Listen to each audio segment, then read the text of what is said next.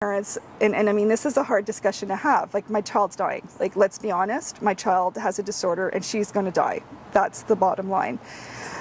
The thing is do I keep her alive for me and make her suffer, or do I make her comfortable and make her, like, make sure that she's happy and make sure that there's a balance of, like, everything, and it's not doing it for my sake because I want her here longer. I can't be selfish.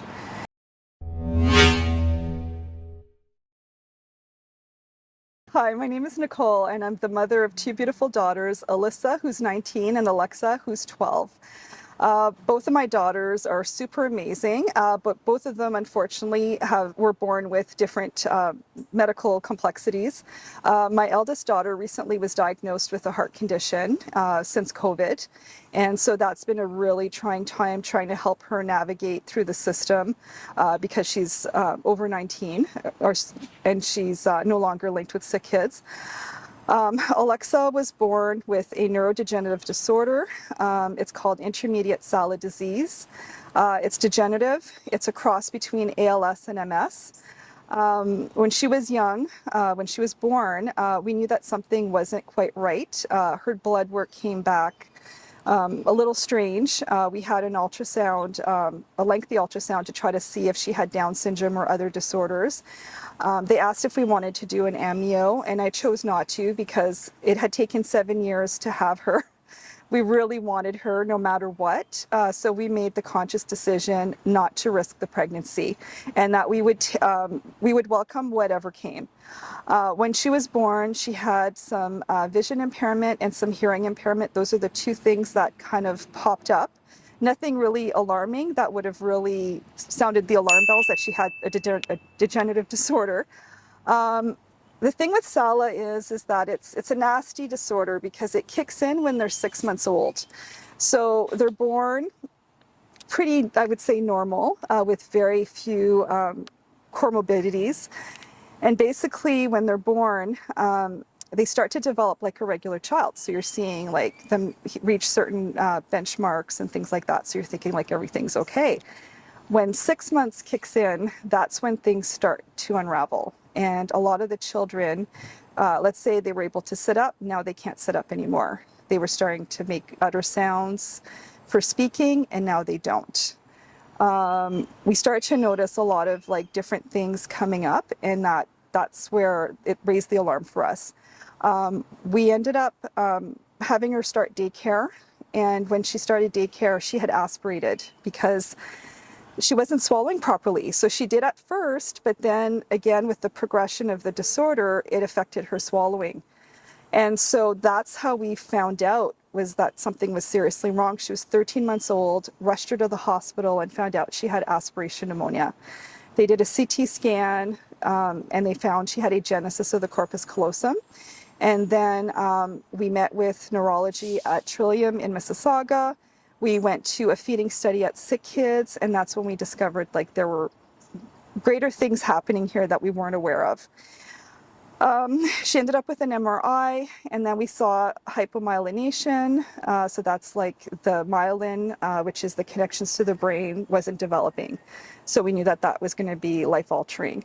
We still didn't have a diagnosis, so we're kind of in limbo. And I guess what we decided from the beginning is that, and some parents need a diagnosis, they need like a label. And we decided that, I mean, it was important in a sense because we wanted to know the prognosis and to get an idea of like, you know, what was going to happen down the road if there was a disorder that was determined. And also there's supports with organizations and things like that that we could find information from. But then we just decided that the key issues at the time was to focus on how do we support her to the best of our abilities and to try to help her maintain as much as we could and have her not deteriorate so quickly. So the focus became a lot of physiotherapy to try to see if she could keep some of her skills. With the aspiration piece, she had to get an NG tube. Little Stinker did not like it. She pulled out like, I'd say about 8 of them. We had to put like socks on her hands, and we had, you know, the arm restraints, which I'm totally against, but we had no choice because like it was getting dangerous actually. And so she had the no-nos on, and she still managed to take off the socks and get out of like the restraints. So she really did not want the tube in her nose. After 4 months, eventually we were able to get a G tube put in, and you know, it's a pretty it's a surgery that involves a lot, and it's very devastating for a lot of families that have to get their child a G tube, because you have to finally acknowledge and accept that your child will not eat like a normal child. How was that like for you? It was hard, but it wasn't, I guess in the end, I'm a very pragmatic person, I guess. She has to eat or she'll die. So for me, like, eating means death, like not eating means death. So I became more pragmatic about it. I was actually excited to get the G tube because I was so scared with the NG tube, and she had so many aspiration pneumonias because the tube would move all the time. And she'd pull it out, and then we were trying to find places to get it put in. And the funny part is we never went to sick kids because we didn't think she was sick enough to go to sick kids. So we visited all of the surrounding hospitals until finally they started telling us, like, you really need to start going to sick kids because we think there's more going on with your child. Typically, they send the more sick children. Exactly, the more complex. To the children's hospital that children's specializes with the specialists. I feel in a way that this all happened for a reason, because we started off at Trillium where we didn't know too much. And so we gradually found out things. And it wasn't like, oh my God, we found out everything all at once. Yeah. I think that would have been a different journey for us. And I don't know that we would have accepted things the same way and so easily had it been like that kind of a journey. I think because of the progression, we didn't get a diagnosis for the Salla disease until she was 4 years old. So for 4 years, we didn't know. We just treated the symptoms. We did everything we could to keep her safe and alive. And basically, you know, whatever medications she needed. And my position was always try to do things as natural as possible. Don't over-medicate her. Try to find a balance between quality of life. Because again, as parents, and I mean, this is a hard discussion to have. Like, my child's dying. Like, let's be honest. My child has a disorder and she's going to die. That's the bottom line. The thing is do I keep her alive for me and make her suffer? Or do I make her comfortable and make sure that she's happy and make sure that there's a balance of like everything, and it's not doing it for my sake because I want her here longer. I can't be selfish because I don't have control over that. I have no say. I believe God will decide when to take her, and she's had a lot of close calls. She's almost died a number of times. I've saved her life. I can't even tell you how many times, but it was meant to be. You know, I feel strongly that it wasn't her time at the time, and that's why she's still here. She has more of a purpose to be here. How does that impact you on a daily basis? It's hard because I guess it's hard. I don't know. It's hard either way. Like, I think of parents whose children die tragically in an accident, like unforeseen accident. They had a healthy child, their child dies, and it's devastating for them.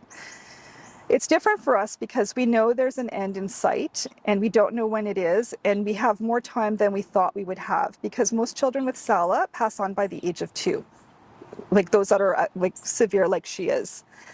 So we know we're on borrowed time. She's 12. We've had an extra 10 years and we've had a lot of close calls, and she's still here. So I feel blessed for that. But at the end of the day, though, it still doesn't prepare you for the inevitable, because like my life now has been like dedicated as a lifetime caregiver for her. I've had like almost 13 years of caregiving for a child that I know is dying. I'm trying to keep her comfortable. I need to be positive every day, because if I'm not, it impacts my elder daughter and it impacts the child who's sick because she feels everything. So are you able to go to work, or I was working for the 7 first years. I was able to work, and I was able to maintain my work. What were you doing? I was working as a public servant, but then things got a lot more hectic at work. The work had increased. We had different things happen. And Alexa's condition also worsened. And so there came a time where with everything, it was just too much. And basically I crashed. I just couldn't keep up anymore. And basically that was a little bit over 4 years ago where I just couldn't like keep up the pace anymore. Not to rehash that, Yeah. but what did crashing look like? If you don't want to talk about it, you don't it's have just, to. it's hard to describe because even the, like, I'm still a highly functional person, even though I have so much going on. Like, it's hard it's hard to describe because I never say the right word properly, compartmentalize things. So I put things to the side, but my brain's always working and problem solving. So in a lot of ways, I am highly functional and I'm able to do a lot of things. The things like working was one thing, but it took a lot of emotional strain on me because the type of work I did, there was a lot of like mental part of it. Having a child like my daughter was also very mental and physical. So it just got to be too much. But also with my daughter, we went from one nursing agency to needing, like now we're at 4 agencies. We have about 12 nurses. She now requires 24-hour care. How many nurses do you have come in at a time? One at a time, but she's a 2-to-1. So what that means, according to Sick Kids, because of her needs, is that the nurses are the primary, but I'm always the backup. So that means I'm on 24/7. So the nurses come in, they do their shift, they go home, and they can be with their families and have a break. The difference is I never get a break. Yeah. Do you have overnight nursing as well? We do, but we have an alarm bell in the home. So what happens is if there's an alarm, like if the nurses need help at different times, I'm called anytime 24 hours to help and jump in and help out with the nurses. So that could be overnight, multiple times. It could be during the day. That means there's always got to be somebody here to support the nurses. So I do leave the home a little bit, like to go to the grocery store. So, but then my husband's in the home and like he's sleeping usually because he works nights. But like he's still physically there that if they needed him, he would get up and jump in. But that's the only time that happens. But So it's really important that you guys have that cooperation between each other. exactly. So I've been trained to do all of the medical stuff and I've done most of the interventions. He can help the nurses and assist, but he can't jump in and be the main because he doesn't have all the training. And not everybody's like suited for that either. It's very, very difficult. So I'm not a nurse. I have no medical background. So I've been thrown into this with no experience. What kind of training have you had to? We have to clear her airway a lot. So a lot of like deep suctioning, nasal pharyngeal suctioning. And you have to be careful because you could injure her and you can cause aspiration episodes if you like do things wrong. I don't know. It's just, and she can panic, but she trusts me. So we've developed a relationship and I'm able to jump in and do things. If you injure her, she could be bleeding internally and that causes complications. With the G-tube, now she has a GJ because she's progressed. So before she had a G-tube, which is like a stomach tube and that's it. Now it goes into the jejunum because she can't break down food the same way. That's a progression of her disorder. So she can't break it down. So now she's on formula. And it goes further down her intestines in order to keep her alive. So that's something different. I can't reinsert that. That's a hospital procedure. And it's tricky. We have one doctor that's the expert at Sick Kids who can do it. When he's not there, it's not a good situation. So a lot of back and forth to get it into the right spot. Do you find that because you are so skilled at being the expert on Alexa's medical needs, and you have these professional medical nurses that come in to help, do you find that it means that you can go to the hospital less? Do you find that all of that extra professional help allows you to be able to maintain what you do at home? Because I'm guessing that otherwise she'd be in a hospital full time. So basically, like we have an extensive team. And so just to tell you, these nurses, the skill set that these nurses require. So just to give you a perspective of Alexa's complexity. So if you look at the province, she's at the top 1% of the 1% of the most complex in the province. So she's really high up there with needs, which is why she's eligible for 24-hour care. That is not the norm. And so basically, the skills that these nurses have to have, a lot of them are like, it's skills that you would have in the ICU. Because there's a lot of assessment and critical thinking, and you've got to jump in and like deal with the situation. And you've got to remember, these nurses don't have a team of doctors supporting them, other nurses, respiratory therapists that they would have in the hospital. They have to be able to work independently in the home, and I'm their backup, who has no medical, like I have some training, but I have no medical experience really. Like, I didn't go to school, right, for this. And you got to remember, nurses, it takes 4 years to be a nurse. I mean, like for an RN. Well, you've had now 12 years of Yeah, but I'm not an RN, and I'm not going to be a nurse. This is not my calling. I'm a caregiver. There's a big difference. But no, it's a lot. So it's really hard to find nurses with the right skill set, because if you have somebody coming in who's not experienced enough and doesn't understand the magnitude of the interventions and how to react quickly, she can die. That's a lot of pressure on these nurses. So it's so hard to retain nurses and to like be able to train nurses. It's really tough. Do you find that gives you a level of anxiety as well? Like having other people understand? It does, because the system was never set up for like a daughter, like for a child like my daughter, because most of the time they've already passed away. So now with technology and changes that have happened with medical, interventions, these kids are living longer, but the system never caught up to where, like, what these kids need, and that's a big problem. So my biggest anxiety is not so much the fact that my daughter is dying and all this. It's dealing with a system that's broken in order to ensure that the supports are in place and that they're paying for these nurses, because if they don't do that, then I can't have the nurses come in. So for the last year and a half, my battle has been trying to keep my team intact, because it took me years to find these nurses and train them. But now it's like the funding is not in the right spot to pay for the nurses. And I'm sure that it's really difficult to keep nurses because... We lost a lot of them that came through home and community care, like the publicly funded nurses, because they don't pay, there's a pay differential. A lot of the nurses went to private or went to hospital. And with the privatization of healthcare, we've noticed a huge difference and a shift. So I still have publicly funded nurses, but the pay differential between those nurses and what my private nurses are paid is not the same. They're doing the same work, they're working on the same child, but it's not the same. How fair is that? It's really unethical, to be honest. Like, I really have a problem with that. I also think that there's the other differential that you have to consider is that they're nurses and they'll go home at the end of their shift. The other layer is that you as her mother, being as Alexa's mother, knowing, being the expert on Alexa, and having that connection, you are invested in the work that you're doing. Whereas there's the other piece that they'll go home at night, they as soon as they're done their shift, they go home, they sleep at night. But for you... Well, but yes and no, because the thing is that this is what you're going to find. The more complex the children, the more dedicated the nurses are. And they become part of the family.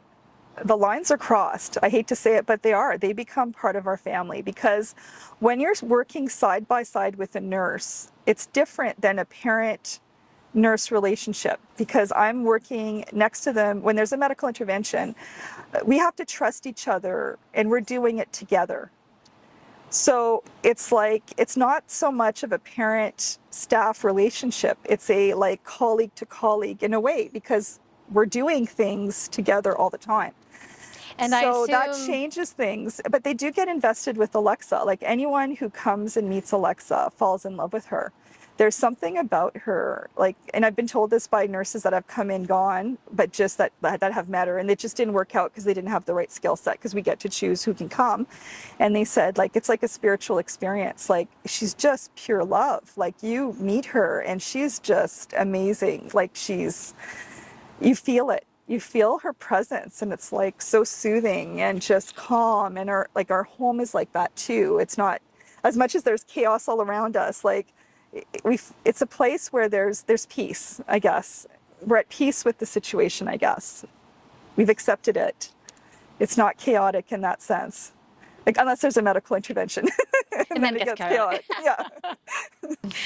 You're still married. How long have you been married?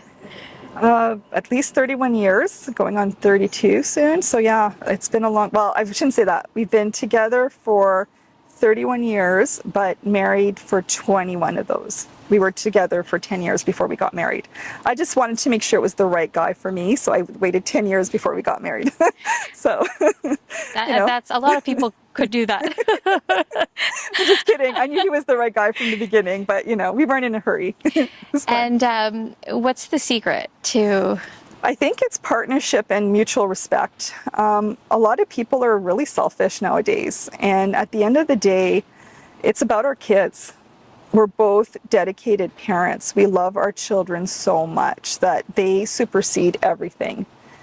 Again, we have to have time for ourselves, but the priority has always been our kids. And so we respect each other, but we're partners in this. So like, I do all of a lot of the stuff for Alexa, the coordination, because we have she's got over 100 different things that we have to coordinate. So like whether it's vendors for medical supplies, medical equipment, 4 different pharmacies for prescriptions. We've got therapists, we've got nursing agencies, hospital specialists, therapies with school or like school stuff. Like there's just so many moving pieces. So I took that responsibility because that overwhelmed him. I guess it's knowing like, what are your strong points and you focus on that. I won the husband lottery, to be honest. He cooks, he cleans. So he takes care of a lot of the home stuff to keep things going behind the scenes so that I can focus on all of the Alexa stuff and helping out with the nurses. And I think you touched on the whole partnership. I think it's sounding to me like you agreed on how you wanted your life to be. You were aligned in that. You wanted to have a family. From the beginning. So think of it this way, like a lot of people get into relationships and they think they want to change their husband, like the man that they're with. Like he doesn't help, he's not helpful, whatever. And they're like, oh, I'm going to change him. You can never go into a relationship thinking you're going to change somebody. Either they have it or they don't. Either they respect you or they don't. Bottom line. From the beginning of our relationship, it was like, if you want a mother, you can marry your mother. I'm not going to be your mother. We're partners in this. And from the beginning, we were like, we helped each other out. We figured out who was good at what, and then who liked to do what. And then we separated like everything, the tasks, everything, and we help each other out. Yeah, that's why I think it sounds like you guys were aligned with your vision of how you wanted your partnership to go, and that you both prioritized the children, and somehow you figured out how to fill in each other's gaps so that you can continue with the same vision. Is that exactly? Like for him, he needs sometimes to get away and have a break from things because he gets overwhelmed more than I do. So like right now he's gone up north with my other daughter, so they're spending time with family at the lake, and I know that he needs that right now because it's been like really hectic. I'm going to have my turn soon too for a couple days, but I don't typically leave, like that's the most I ever leave in a year, like it's usually 2 days because Alexa doesn't like it. And I'm her everything, and she's not happy if I'm not around. So it's a very codependent relationship, and I'm the same way too. Like I'm so attached to her, but I also understand her. We have our nonverbal communication.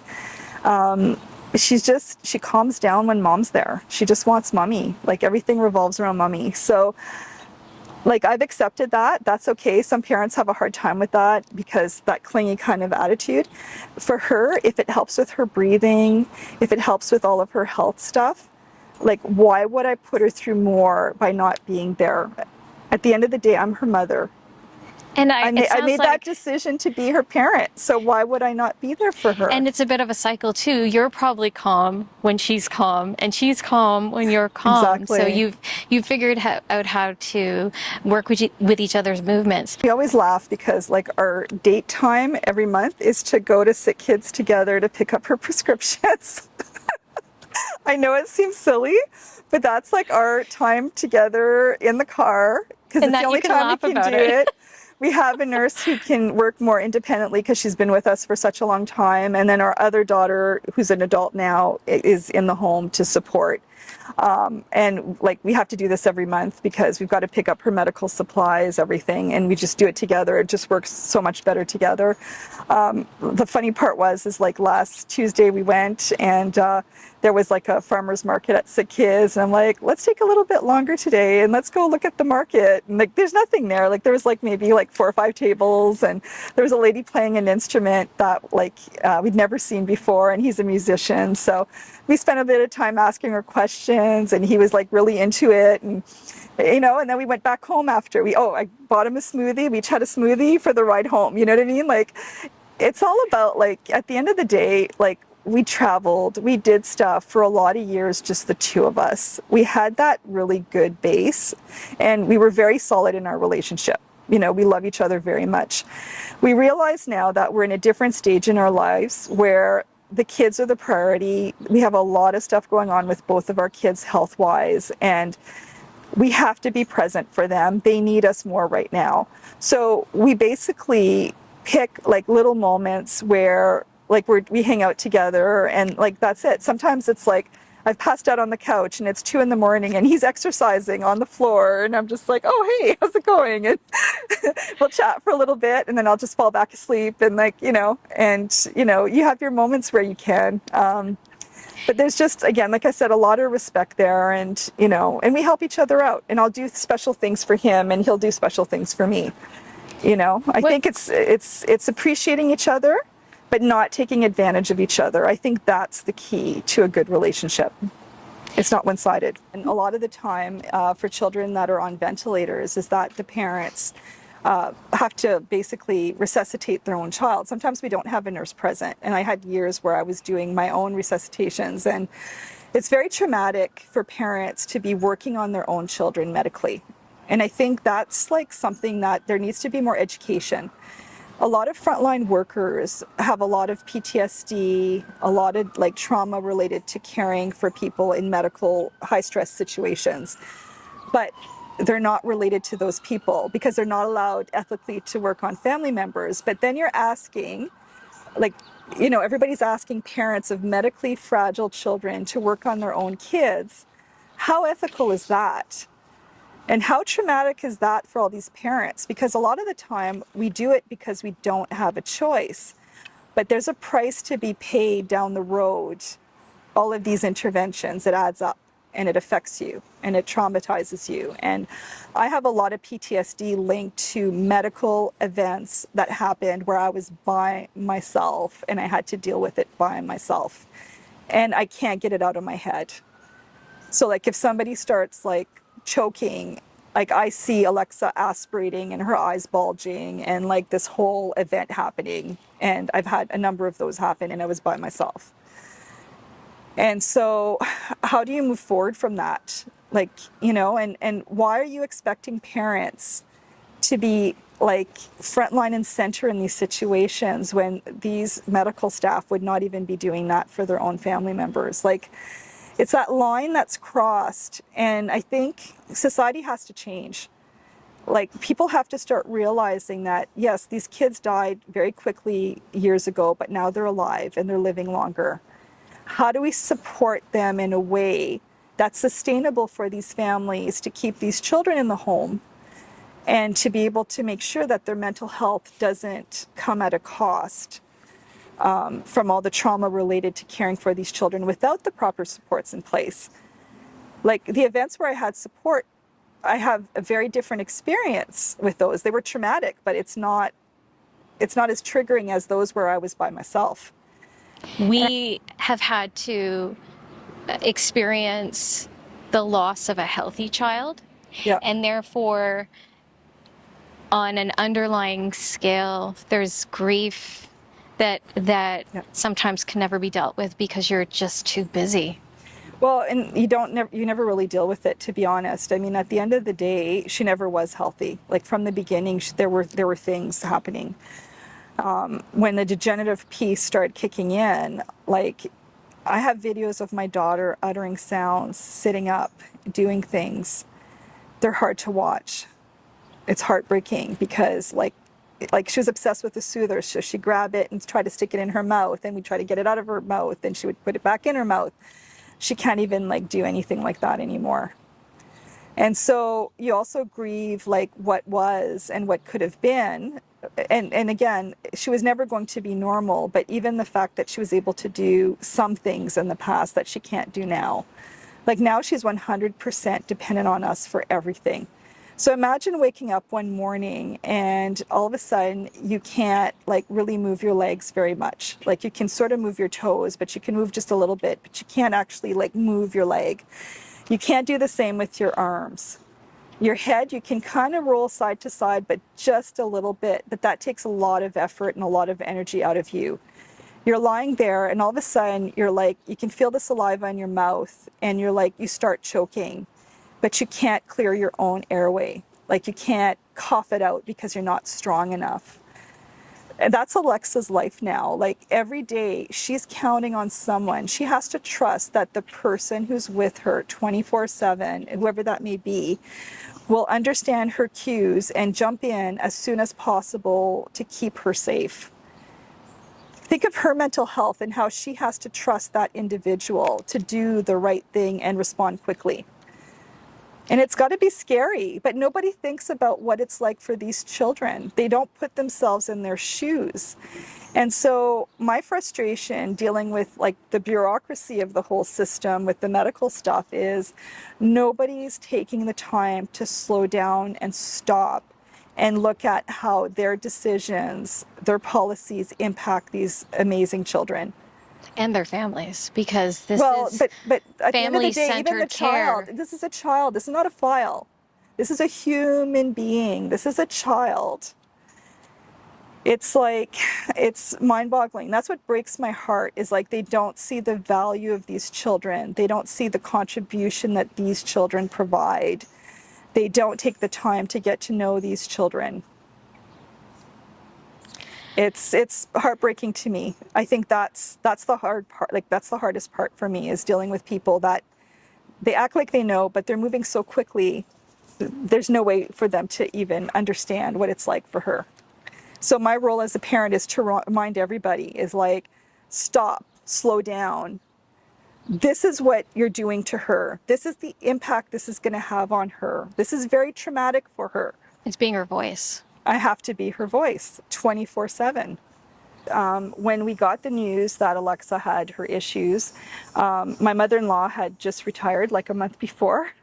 So she actually moved in with us to help raise Alyssa at the time because like I would be spending a lot of time at Sick Kids and Dave was working and I was also working and trying to juggle all the kids. I have 2 kids, but yeah. So she helped take care of Alyssa, and then my parents would come up once a month for a week to take over from my husband's mother, and then like they would help out also whenever we needed help. So whenever we asked for help, they were pretty much there. My sister was living in Spain at the time, but eventually she moved back to Canada with her family, and so like they're close by, and if I need help with anything, they're here. So like we're very fortunate. We have a lot of support. They're always asking like, what can we do to help? And like, I don't know what to say because at the end of the day, a lot of it is I need a nurse. Like I need the nurses to be here. Like I need the medical help more than anything else. Is there anything that they could do for you? Well, when they're here, like, you know, they help with meals, like, you know, like the stuff that it's all helpful in the end, like it's all helpful.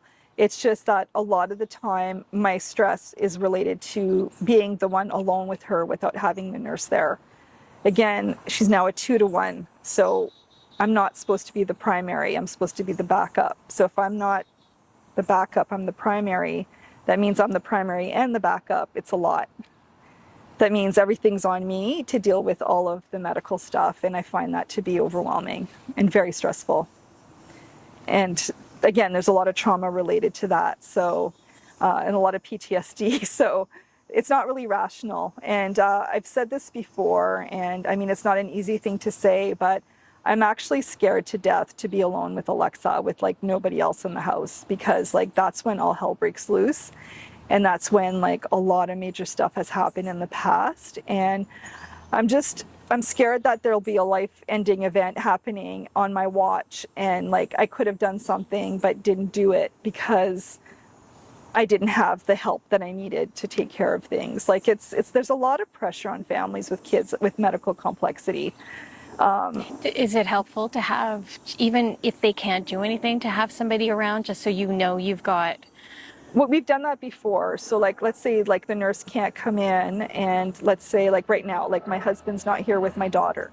So like now it's myself, the nurse, and Alexa. So like, let's say a nurse can't come in for something, then ideally I would like to have somebody with me to help, because you need that extra set of hands when something happens. Sometimes it's just like trying to shut down like her feed so she doesn't throw up and aspirate while she's having a seizure, while I'm trying to jump into the bed and comfort her, but I need help with the suction machine to pass it to me. Like, it's just, you need physical people there to do things during a medical intervention. You can't do it by yourself. Are there people that you can call on for that? I had more before, but not so much now. So it's harder. It's harder now. Is it because you find it's harder to stay connected with people? Part of that too, and just like, I had a neighbor close by that I could have probably called out to because she was usually home. I never had to, but just knowing that she was there was really comforting to know. But now she's moved, so like it's just life changes, and a lot of people don't know that they could handle like a medical emergency situation, to be honest. I mean, worst case scenario, you call 911, but it takes time for them to get there. So it's just a lot to handle. It Is can all be I'm trying to isolating. say. It is. It's extremely isolating. Because even like friendships I've had for a long time, a lot of them are not close by here. So like we're in communication regularly, but I can't really go and visit people, and it's hard for them to come here too sometimes. So it's hard to keep those relationships like on a like personal level, like in person kind of thing. I keep in contact a lot with people virtually or by texting, but it's not the same. Yeah. I kind of wish we had a service where you had volunteers that you could call, like, that are on standby, that could come and jump in, retired nurses or people with some medical background that could be just there to hang out with you and help you out if you're having some issues, even for an hour or two, when you're going to have a gap in care. I know I have so many ideas of things that could happen, but like I just don't have enough time to put things in place. We should send somebody your way. Yeah, I have all these like problem-solving things in my mind. It's always going. Are you able to take Alexa out in public and do things as a family? We haven't since the pandemic. It's really hard to take her out. We just recently finally got a vent tray, like a ventilator tray, on her wheelchair. That took like over a year to get. Like everything takes time. We just got her new wheelchair also. Like it's like a new seat in her wheelchair because we weren't actually able to really do much, like take her out much. It's hard because she's so medically fragile. She has so much gear. We typically take her to appointments.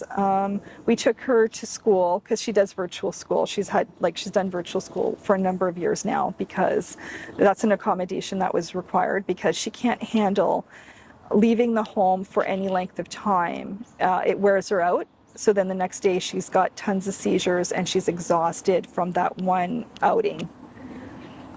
It's her body, like it's progressive, right? So it's harder for her to do those things. So we try to pick times where we can do that. So typically it is appointments that we take her to. We did take her just towards the end of the year. It was one of her classmates' birthdays, so we were able to take her to the party, and she had a really good time because she's so social. She wants to be around people. It's just that she can't handle like physically going from one place to the other very easily. It's hard, yeah. How do people react to, obviously it's not every day you see a little girl with all this gear. Yeah, oh my God.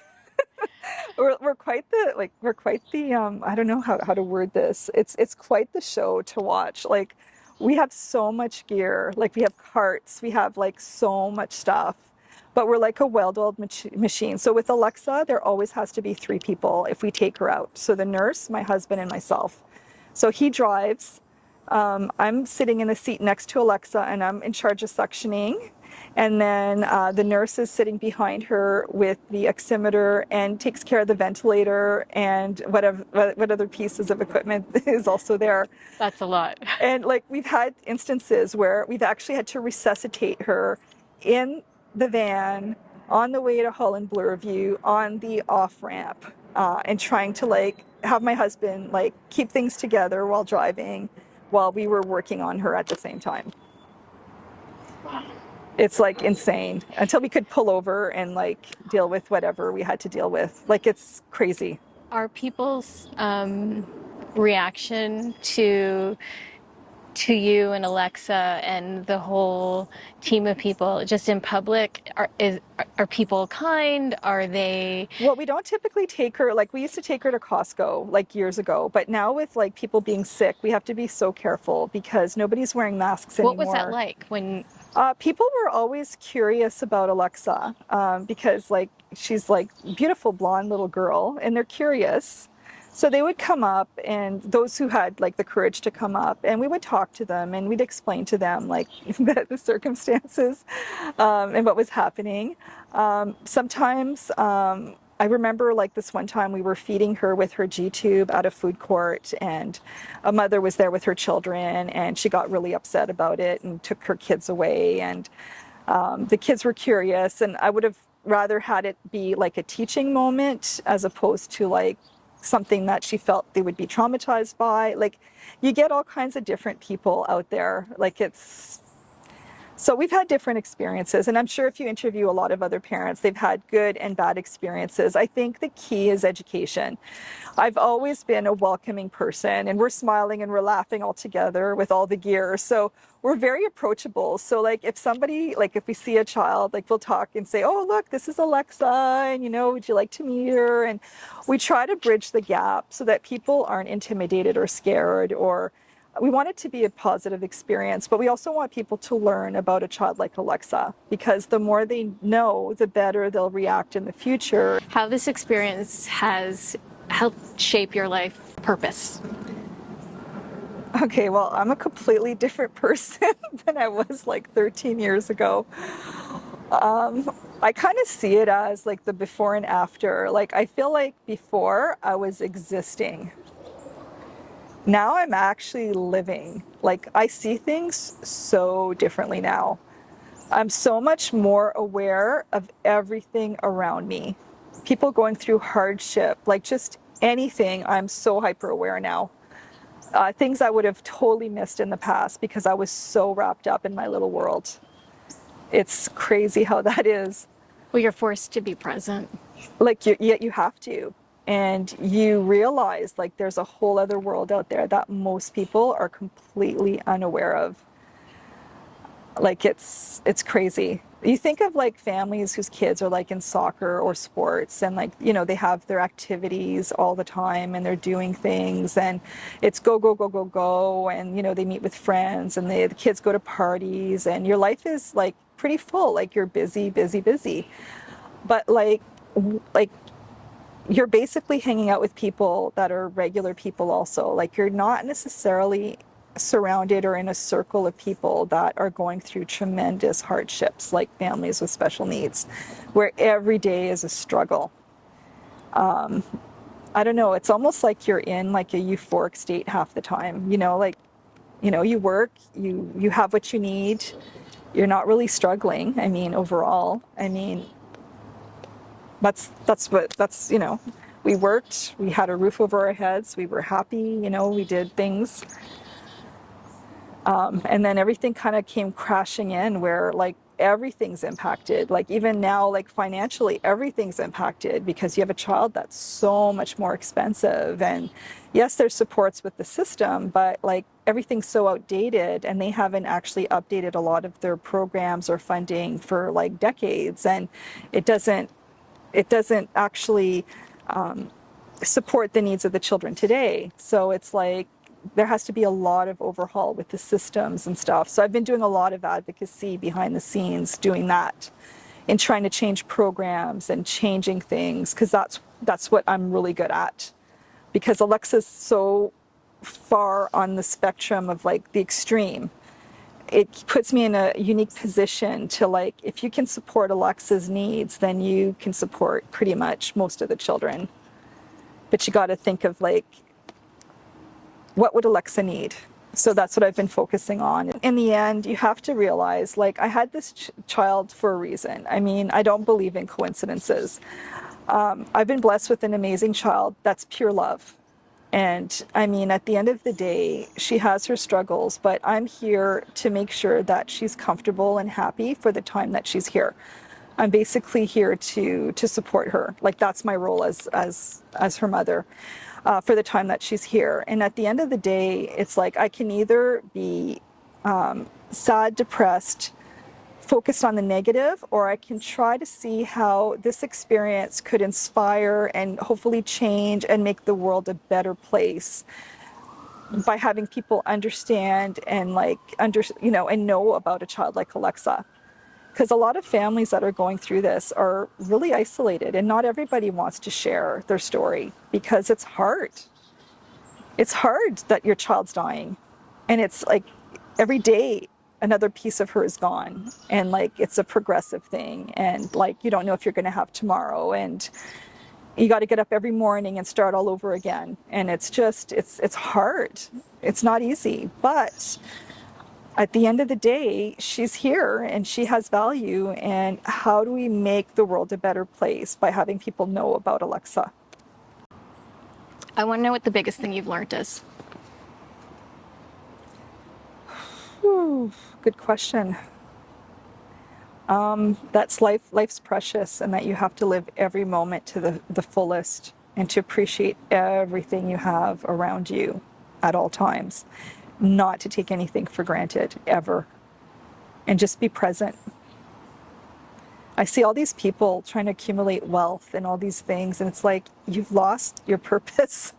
You can't take it with you when you die, but you could make life so much better for so many people out there that are struggling. I'm surrounded by so many people that have, like, having some financial help would be life-altering for them, to make their life more comfortable and just easier. And yet you have people accumulating things and like, oh, I have this, expensive this and that. And it's like, but like, does that really bring you joy?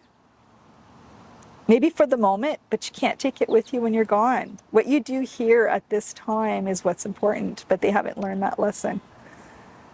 It's heartbreaking to me when I know, like, if I had resources, there's so many people I could help. I have so many ideas. I have so many people that I could make a difference. And we're not talking tons of resources, but just things that would just make life easier for today, for that family, for example. What is your advice to somebody else who gets a diagnosis? Take a moment, try to catch your breath, and just, it's hard. It's so hard. I think try to find maybe like a group of like other families that are going through something similar, even just to talk to, just to kind of get information, but just to like relate to somebody who understands. The hard part about Salla is that like there's only 150 known cases in the world, predominantly Finland and Sweden. There's been more cases now in the US. There's been a few cases in Canada, but the kids don't necessarily live like long extended lives, so we don't necessarily have a connection with a lot of people.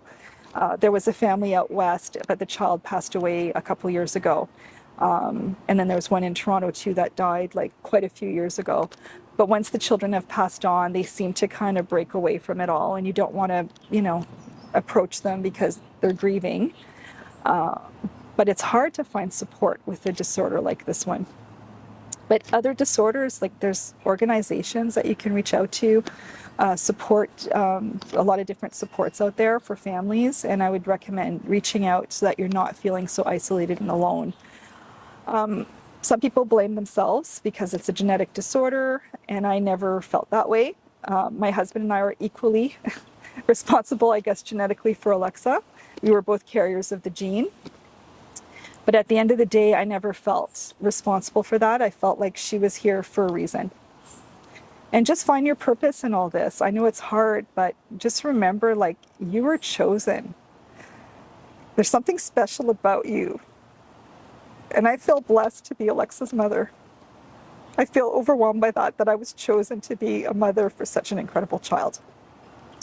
What was it about me that made me different than another parent? In the end. And she's lucky to have you. You're a great mom. And she's just such an amazing little girl. She's so amazing. Thank you. Thanks for sharing. End it with a cry.